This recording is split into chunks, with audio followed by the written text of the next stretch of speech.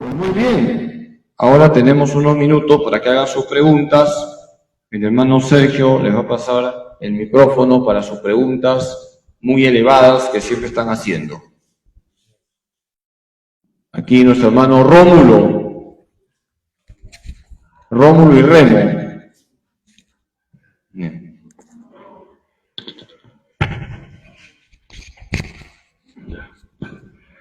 Padre, buenas noches.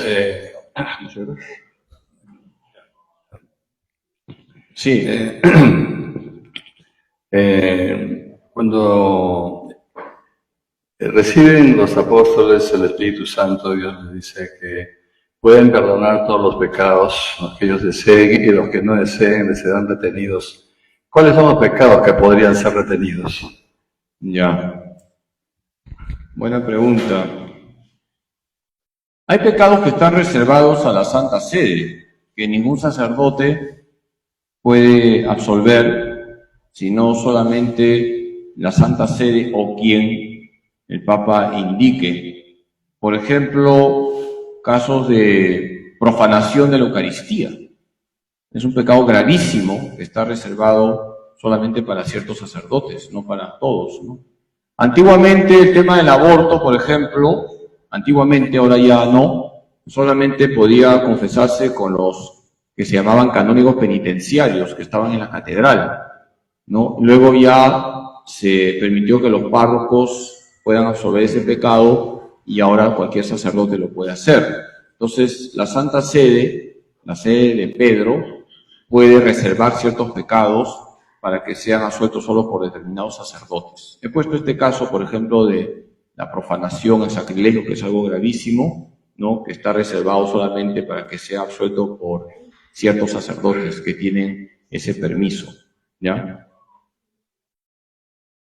Yo me lo preguntaba desde el punto de vista del pecador.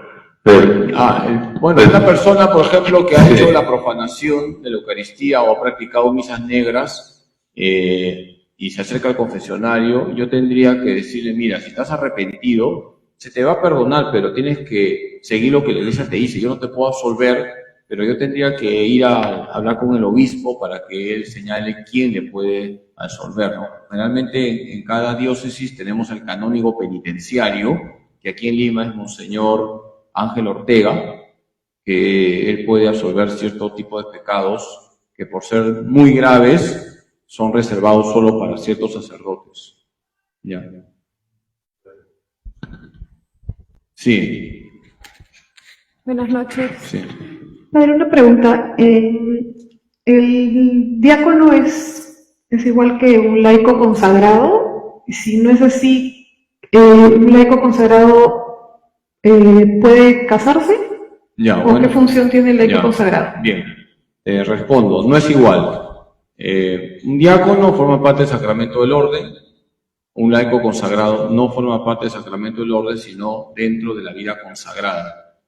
Ayer, no sé si estuviste en clase, vimos los miembros de la iglesia y me detuve a explicar que en la iglesia tenemos o ministros sagrados, obispos, presbíteros y diáconos, o vida consagrada, ahí están los laicos consagrados, que forman parte de institutos de vida consagrada, por ejemplo, religiosos, religiosas, o laicos sin más. Entonces, hay laicos que tienen una consagración, no se casan, hacen el voto de celibato, viven incluso en comunidad con otros laicos, pero no son diáconos, son una forma de vida consagrada, ¿ya? ¿Cuál es la otra pregunta, perdón? Si se pueden casar. ¿Quién? ¿Los diáconos o los laicos consagrados? Laicos consagrados. No, los laicos consagrados no se pueden casar porque han hecho el voto de celibato, ¿ya? Y el diácono, ayer también lo expliqué, podemos tener dos tipos de diáconos, les decía ayer. El diácono que va para ser sacerdote, por ejemplo, yo he sido diácono unos meses y luego me ordenó sacerdote. El diácono que va para ser sacerdote y el diácono que se queda ya como diácono, se llama diácono permanente. Entonces, hay quienes se quedan como diáconos y, en este caso concreto, sí se puede ordenar a alguien como diácono permanente siendo casado, ¿ya? Porque ya no va a llegar a ser sacerdote, se queda ahí nomás. ahí atrás. Padre, Arturo. Sí. buenas noches. Padre, una persona que trabaja o tiene un trabajo de alto riesgo, ¿puede recibir la unción? Me refiero en caso de los mineros, por ejemplo, que están en socavones. Y lo otro es, ¿qué se siente tener ungidas las manos? No, el hecho de que tenga alguien un trabajo de alto riesgo, por ejemplo los mineros o los que trabajan en torres de alta tensión, lo que se les pide es que vivan en gracia, porque en realidad todos estamos con alto riesgo, ¿ah? Ahorita te vas a tu casa y te cuadran, hermano, y ¿ya? Así que no es...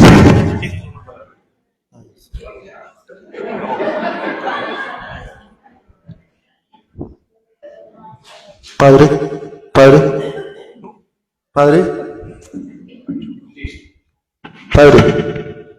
Sí, quería hacerle dos preguntas. Sí, dos preguntas, por favor. La primera es el tema de la confesión. Digamos, he leído que en el derecho canónico las personas que han abortado son excomulgadas de manera inmediata, incluso no tienen que registrarlas. ¿Cuál es el procedimiento cuando se hace la confesión para que puedan hacer este descargo? Esa es la primera. Y la segunda es que en la confesión entiendo que lo que se perdona es la falta, pero no la pena. ¿Y cómo tendría que ser la persona para poder reparar o borrar esa pena? Sí, esa cosa.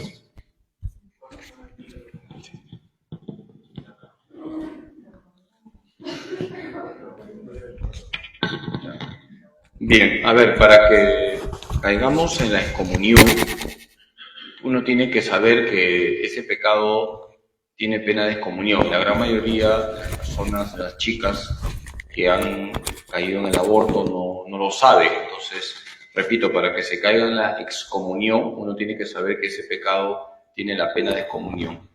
Y aunque lo supiera, si está arrepentida, hoy en día ya cualquier sacerdote puede absolver, ya no es como antes, que había que ir al canónigo penitenciario, porque sí, como efectivamente, si una persona sabe que el aborto tiene excomunión, o un médico lo sabe, o una enfermera lo sabe e intervienen, sí quedan excomulgados, pero si están verdaderamente arrepentidos, ya hoy en día los párrocos de Lima y de las diócesis, creo ya de todo el mundo, pueden absolver.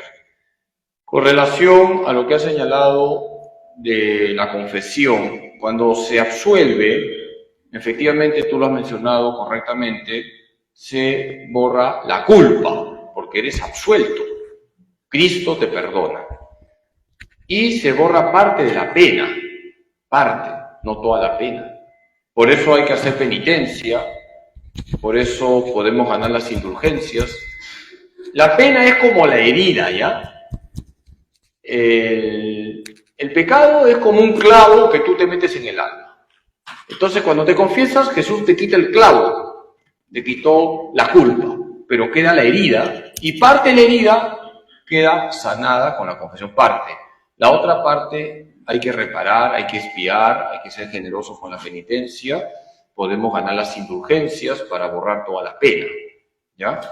¿Qué pasa si una persona muere con penas, pero ya no con la culpa de pecados graves porque se confesó? ¿A dónde se va? Al purgatorio, ¿no? Entonces, por eso es bueno, les decía ayer, adelantar el purgatorio aquí, ganando indulgencias plenarias, se llama plenaria porque es una purificación total, siendo generoso con la penitencia, practicando las obras de misericordia.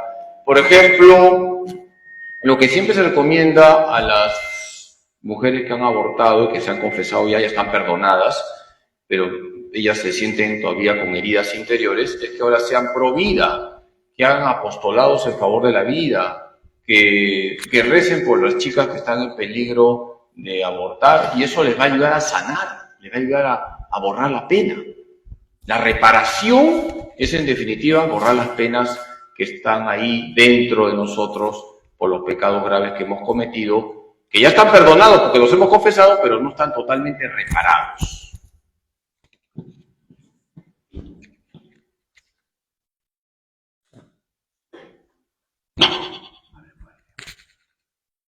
No está Antonio. Padre, ¿cuál es la diferencia entre un cardenal y un obispo? ¿Y cómo es el caso de que en algunos sitios no hay sacerdotes, como los pueblos de la sierra? ¿Quiénes pueden administrar los sacramentos o cómo podría hacerse? Ya, buena pregunta de la hermana. ¿Cuál es la diferencia entre un obispo y un cardenal? A ver, yo no he hablado de cardenales para nada, ¿no es cierto?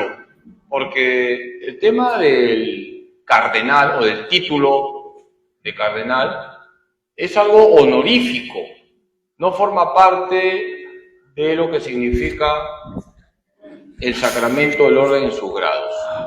¿Quién es un cardenal? Es alguien que el Papa elige por deferencia para que sea parte del colegio cardenalicio, que es como los que están más cerca de él. Y además tiene el privilegio de elegir al próximo Papa, ¿ya? Entonces, el Papa puede elegir a un sacerdote como cardenal. Y de hecho, por ejemplo, Juan Pablo II lo hizo, Benedicto XVI lo hizo, el Papa Francisco lo ha hecho. Puede elegir a un obispo como cardenal. Ser cardenal, repito, es algo honorífico, es como un privilegio que te da el Papa, que te coloca en el colegio, en el grupo de aquellos que votarán por el próximo Papa, ¿ya? Ahora, ¿qué pasa con los pueblitos donde no hay sacerdotes? San Juan Pablo II decía que la tristeza de la Iglesia es la falta de sacerdotes. Si no hay sacerdotes, no hay Eucaristía, no hay confesión. Ahora la Iglesia te dice, ¿no?, que cuando ya por mucho tiempo no hay sacerdotes, se puede permitir, pues, que algunos laicos, en caso ya de extrema urgencia, bauticen y también sean testigos del matrimonio. Como los ministros del matrimonio, ¿quiénes son? Los mismos contrayentes. La Iglesia permite que algunos laicos hagan de testigos ahí en el matrimonio. Pero sí, definitivamente no hay ni misa ni confesión. ¿Ya? Bien. ¿Alguien más? Sí. Espera, un ratito, está Buenas la señora noches, Pati. padre. Sí. Buenas noches, padre. ¿Hay límites para la unción de los enfermos para que el padre nos la dé? La unción de los enfermos se puede recibir varias veces, evidentemente no todos los días, pero si alguien tiene una enfermedad de cierta gravedad, una enfermedad crónica, puede acercarse una vez al mes tranquilamente, como hacemos acá, ¿no? También si ya estamos en 65 para arriba, una vez al mes, las misas que tenemos aquí, por ejemplo. Ahora, si una persona, pues, ha recibido la unción de enfermos, por ejemplo, antes de una operación de cierta gravedad, de cierto riesgo, y luego, lamentablemente, la operación no ha marchado como quisiera y entra en coma, el sacerdote puede ir y darle la unción, aunque lo haya recibido días antes, ¿no? Porque ya se ve que la persona está por partir, aunque también, repito, hay milagros y puede recuperarse. Entonces, en principio, una vez al mes, si entramos dentro de ese grupo de personas que reúnen las condiciones, o tienen una enfermedad de cierta gravedad, o ya tienen el peso de los años. Dafne. Sí. Acá. Padre Carlos, usted dice que los cardenales son un título honorífico, que no están dentro de la jerarquía. ¿Quiere decir que los obispos sí podrían participar para elegir al Papa? No, solamente eligen los cardenales. Por eso es un privilegio ser cardenal. Es un privilegio. El Papa elige los cardenales, que son personas que tienen esa deferencia del Papa. Por eso no todos los obispos del mundo son cardenales, solo algunos. Incluso hay cardenales que no son obispos, son sacerdotes. ¿Sí? Padre, la unción de los enfermos lo pueden recibir todas las personas, sean católicas o no. Si hay un enfermo ya inconsciente y alguien como nosotros que somos parte de una comunidad católica quisiera que le lleves la unción de los enfermos a un hermano que está alejado o que de repente no profesa la religión católica, ¿podría recibirla? ¿Cómo se puede hacer en estos Bien, casos? a ver, para recibir la unción de enfermos, en primer lugar hay que estar bautizado. O sea, si es una persona no bautizada, no se le puede dar unción de enfermos. ¿Qué es lo que un sacerdote puede hacer? Por ejemplo, a veces ocurre, ¿no?, que uno va a dar la unción de enfermos a un hospital y todo el mundo te llama para atender a otros enfermos y a veces te piden que entres a UCI y de repente la enfermera, y me ha pasado, ¿no?, te dice, padrecito, ya está en coma, pero no es católico, no está bautizado, evidentemente no le puedo dar la unción de enfermo, no está bautizado, no es católico, tengo que respetar su credo, porque si estuviese consciente me diría no, pero lo que puedo hacer es acercarme y en el oído hablarle y pedirle que haga un acto de dolor por los pecados que ha cometido. Eso sí se puede hacer, ¿no? Entonces, hay que respetar la fe de aquellos que son cristianos y no católicos, porque cuando tú conversas con ellos, ellos no creen en la unción de enfermos. Entonces, no estaría bien que siendo inconsciente yo prácticamente le dé algo que él ha rechazado siendo consciente. Pero sí puedo hablarle en el oído, hablarle de Jesús porque es cristiano, ¿no? Y que mediante su fe en Jesucristo pida perdón por sus pecados. Entonces, en síntesis, la unción de enfermos la recibe aquel que está bautizado y profesa la fe católica. Y aquel que no es católico y es cristiano, podemos ayudarle hablándole el oído, hablándole de Jesús, porque ellos sí, entre comillas, pues tienen la confesión de frente, ¿no?, los evangélicos, ¿no? Entonces respetemos su credo y ayudémoslo en todo caso a que hagan un acto de perdón dirigiéndose de frente a Jesús.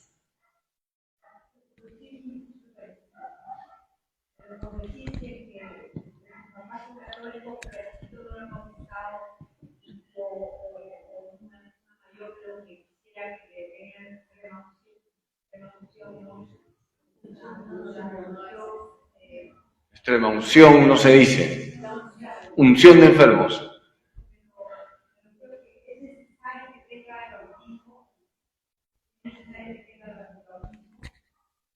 Sí, para recibir la unción de enfermos, como hemos visto, se necesita el bautismo, que es la puerta de entrada para los otros sacramentos. ¿Sí? En todo caso, si yo voy a un lugar y hay una criaturita que está mal y los papás me dicen que no está bautizado y me dicen que me dan el permiso para bautizarlo, inmediatamente se le bautiza. Pero no se pierde el tiempo, ¿no? Padre, quería preguntarle acerca de la apostasía. Es uno de los pecados de que no pueden ser perdonados ordinariamente en una confesión y tiene que ser por algunos sacerdotes autorizados. Cuando hay apostasía pública, no privada, porque hay gente, sobre todo jóvenes, ¿no? Ya yo soy católico, reniego de mi fe católica. Esa es una apostasía privada y bueno, generalmente a veces es la moda. Ahí no hay problema, te acercas, si ya se convirtió el chico, se acerca al sacerdote, te le habla bonito, mira hijo, fue una tontería que has tenido, la moda, la universidad, ahora crees, sí padre, ya creo, entonces, ¿estás arrepentido? Sí, se lo absuelve. Pero cuando es una apostasía pública, se ha hecho públicamente, o es un personaje público que reniega de su fe católica y despotrica de la iglesia, etc., y luego se convierte, sí se tiene que hacer públicamente una retractación y hacer una confesión de fe pública, ¿no? Para que repare lo que hizo, ¿no? Si públicamente él renegó de su fe católica, ahora públicamente tiene que hacer una confesión de fe delante de un sacerdote autorizado por el obispo. Sí, aquí el teólogo Ramón. Oh, ¿allá? Allá. Espera. Está hablando. Un ratito. El caso del corazón, mano. Una pregunta. ¿Cómo suena? Una pregunta. En la jerarquía no está el arzobispo. He visto que a los obispos, algunos obispos luego lo nombran arzobispo, es porque yo siempre escuchaba que era porque tiene ¿cómo se llama? Un lugar más grande. Por eso está la arquidiócesis, por eso nombra un arzobispo, pero últimamente he escuchado, no sé si a usted o quien, que porque es un lugar muy antiguo. Por eso le llaman arquidiócesis, por eso nombran un obispo arzobispo. Sí, lo dije creo ayer cuando hablé de los obispos, que en principio tenemos diócesis, pero hay diócesis más antiguas que otras que se llaman arquidiócesis. Arqui significa más antiguo, entonces las arquidiócesis tienen obispos que se llaman arzobispos. En síntesis, en un país tenemos muchas diócesis, pero hay diócesis más antiguas. Aquí en el Perú, pues fueron las que los españoles instituyeron al inicio, ¿no? Con el permiso del Papa, ¿no? Tenemos Lima, que es arquidiócesis, Cajamarca, Trujillo, Cusco, Ayacucho, Arequipa, Piura, que son las primeras. Luego han venido otras. Esas primeras son arquidiócesis. Y el obispo de la arquidiócesis se le llama arzobispo. Pero es un obispo. Es un obispo. Un obispo de una diócesis más antigua que otras. ¿Ya? A ver. No, no se trata de grande, de antiguo, de antigüedad. Sí, antigüedad. Padre. Sí, ahora sí, caso del corazón, hermano. Está interesante, acá las hermanas giraron. Un muchacho se enamora de una divorciada. Un muchacho se enamora de una divorciada, Entonces, pero ¿qué la divorciada ¿qué tratamiento? había casado por la iglesia, ¿no? Sí, está casada por la iglesia. ¿Qué tratamiento qué se le puede aconsejar a ese muchacho? ¿Qué debe hacer? ¿Casarse o convivir? El muchacho es soltero. Soltero. Y se enamoró de una divorciada. Sí. Sí. ¿Y a qué le recomendaría, no? Ya. Ya. No es tu caso, ¿no? Ya. No, Ramón es un hombre, hace poco le he celebrado su aniversario. ¿Cuántos años casado? 53. Bendición, un aplauso para Ramón. Sí. 53 años casado, sí, la vez pasada en la misa. A ver, mira, lo que tú dices en principio es algo que es real y que a los sacerdotes nos llega con cierta frecuencia hoy en día, dado que lamentablemente los matrimonios hoy en día no duran mucho, y esto es triste decirlo, así como les hablé de que la confirmación es el sacramento del chao, del adiós, el matrimonio hoy es el sacramento que está más en crisis. Y cuando pasa eso y te dicen, ¿no? El chico o el joven, estoy enamorado de una chica, y la chica ha estado casada por la iglesia, pero ahora está sola, tiene hijos, etc. Yo me gustaría conversar con la otra parte y que me cuente su caso, porque muchas veces me he dado cuenta que ese matrimonio se rompió porque no hubo verdadero matrimonio, hubo un factor de nulidad. Y yo he conducido a bastantes personas al tribunal eclesiástico, concretamente a un sacerdote amigo que es el padre Emilio, y él acoge a la persona, le escucha y detecta que sí ha habido factores de nulidad. Por lo general, inmadurez, ¿no? Se han casado muy joven, el matrimonio duró 1 año, 2 años, el pata se quitó con otra, en fin, inmadurez. Entonces, yo daría esa luz de esperanza, ¿no? Hablaría con los dos, dejaría las cosas claras también, porque hay que decir la verdad, ¿no? Si tú comienzas a vivir con esa chica, no vas a poder comulgar, le diría con claridad, ¿no? Pero sería bueno que se espere, que la iglesia investigue, y si es de Dios, todo saldrá conforme, ¿no? Así lo haría, hermano. Sí. Allá hay una hermana y allá... Sí. Sí. Ahí está el hombre que me preguntó qué hacen las almas en el cielo, sí. Qué hacen las almas en el purgatorio. Buenas noches, padre. Buenas noches a todos. ¿Qué actividades hacen, no?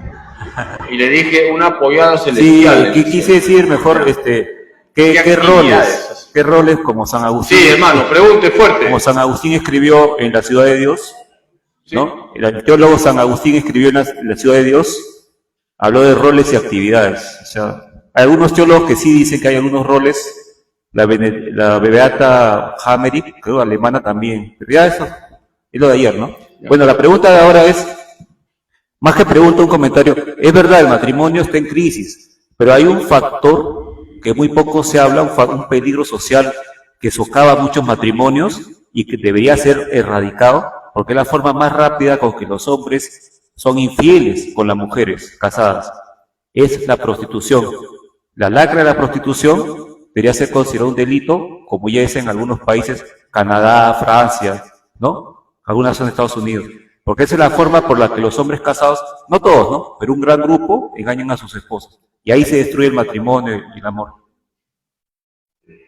Gracias por tu comentario. Bueno, en realidad el tema de los desórdenes sexuales en general, ¿no? O sea, yo ahí añadiría, aparte de la prostitución, todo el tema de la pornografía que viene por internet, todo el tema del libertinaje sexual, el todo vale.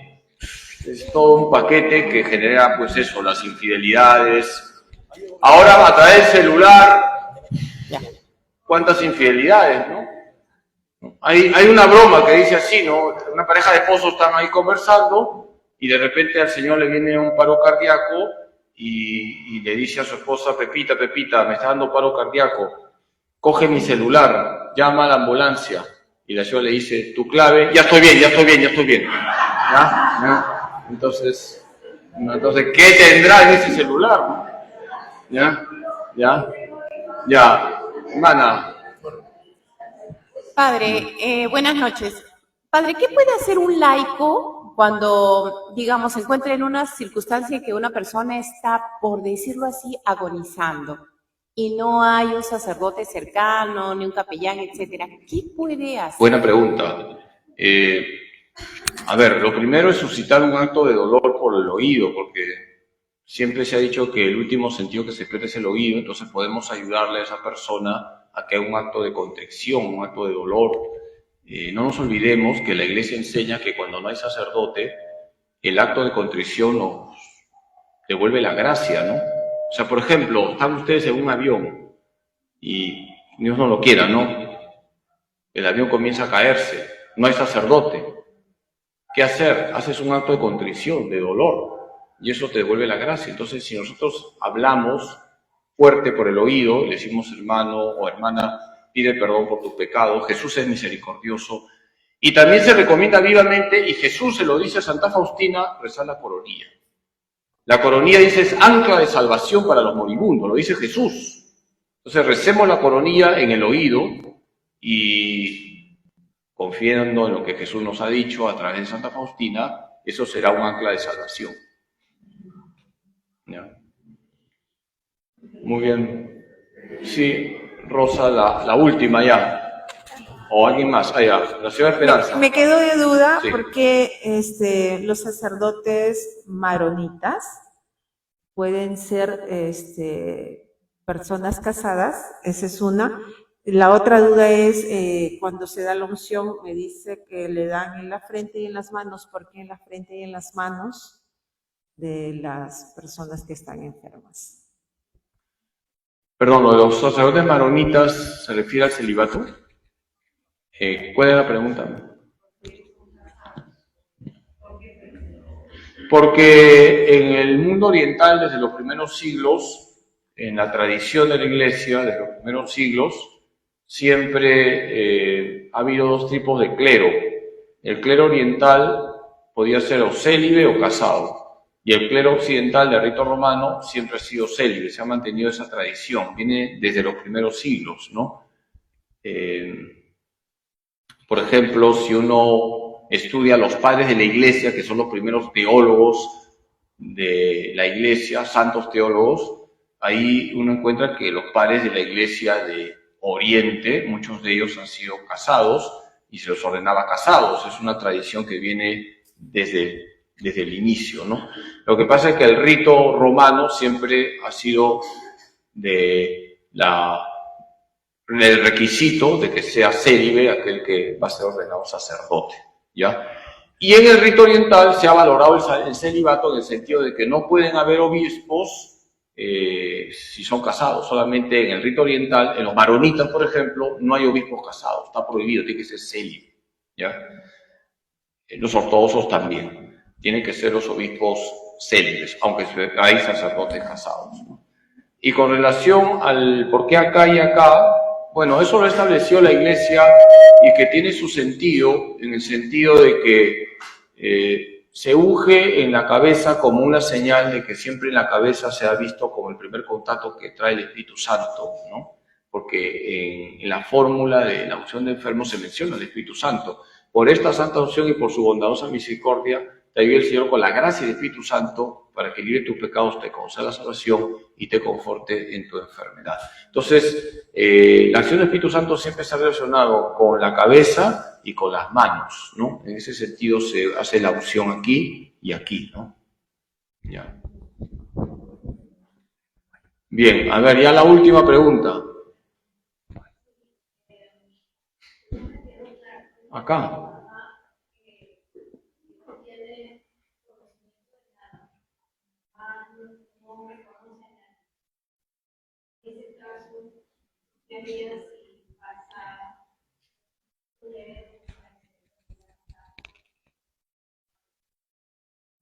Su mamá ya no reconoce a nadie, pero de todas maneras, mira hija, cuando se habla en el oído siempre hay un subconsciente, ¿no? O sea, el alma tiene memoria, inteligencia y voluntad y el mensaje llegará, no te preocupes, hay que rezar en su oído y ya el Señor actuará y llevará el mensaje que le estás dando de oración. Y lo mejor sería en todo caso darle la unción de enfermos, ¿no? O sea, preocuparte para que vaya un sacerdote y le dé la unción de enfermos, ¿no? Pero toda oración que se hace siempre llega, aunque la persona esté inconsciente, ¿no? Ha habido testimonios de personas que se han recuperado, que estaban inconscientes y han dicho, yo escuchaba, aunque estaba inconsciente, escuchaba, que me mencionaban a Jesús, a la Virgen. Entonces, el Señor siempre abre caminos, ¿no? Lo peor es no hacer nada. Entonces, hay que rezar con voz fuerte y ya el Señor abrirá camino para que llegue ese mensaje, esa intercesión hacia la persona que está enferma. ¿Ya? Sí. Sí. ¿Un sacerdote excomulgado puede aplicar la unción de los enfermos? Los ortodoxos también pueden aplicar la unción de los enfermos. Sí, respondo por el segundo punto. Los sacerdotes ortodoxos, cuando no hay sacerdotes católicos, repito, cuando no hay sacerdotes católicos, pueden administrar a los católicos los sacramentos válidamente. Ponía el ejemplo ayer, ¿no? De que estamos en Grecia y no hay templos católicos, entonces vas a un templo ortodoxo y ahí te vale la Eucaristía y si quieres confesarte también te vale, siempre y cuando no hayan templos católicos, siempre y cuando no haya sacerdotes católicos, lo mismo se aplica de la unción de enfermos.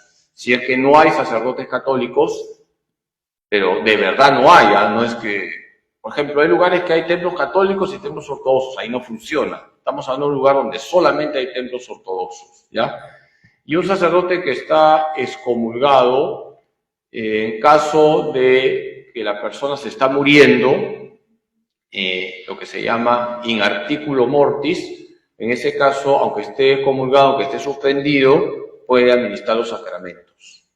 Solo en ese caso, ¿no? Ponía, me parece, hace unos días el ejemplo de alguien que había sido atropellado y que un sacerdote que ya ha dejado el sacerdocio, que ya no ejerce el ministerio, pasa por ahí, se acerca y lo absuelve. ¿Vale o no vale? Sí vale, ¿no? Porque es sacerdote para siempre. Y la Iglesia dice que en caso de que alguien esté muriéndose, incluso un sacerdote que no esté ejerciendo puede absolver, ¿ya? Muy bien, pues muchas gracias. Todo el material se les está enviando, así que seguimos avanzando y ya nos vemos la otra semana, ¿ya? En el nombre del Padre, del Hijo y del Espíritu Santo, Dios te salve María, llena eres de gracia, el Señor es contigo. Bendita tú eres entre todas las mujeres y bendito es el fruto de tu vientre Jesús. Santa María, Madre de Dios, ruega por nosotros pecadores, ahora y en la hora de nuestra muerte. Amén. Gloria al Padre, y al Hijo, y al Espíritu Santo. El Señor esté con ustedes. La bendición de Dios Todopoderoso, Padre, Hijo y Espíritu Santo, descienda sobre ustedes y permanezca para siempre. Pueden ir en paz.